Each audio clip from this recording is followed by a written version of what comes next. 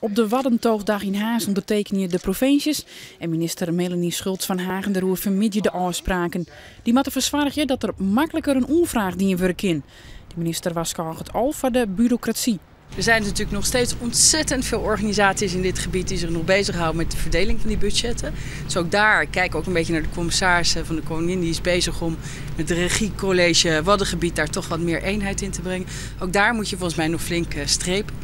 En wat ik wel leuk vind is dat dan weer al die initiatieven van onderop wel vrij baan krijgen. En dat moet verzorgen dat de bedrijven makkelijker een onvraag dwang kunnen bij het fonds. Nou weet je aan de vakkant, nou ik heb een goed idee.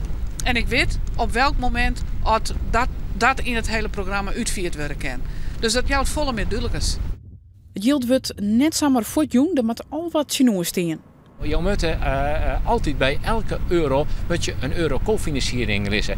En dan gaan we er maar wat makkelijk van uit dat cofinanciering is mooi. Dat moet de provincie dan maar doen. Dat moet het wetenschap maar doen of de gemeenten. Nee, die moeten uit het bedrijfsleven komen. Die moeten uit de mensen zelf komen.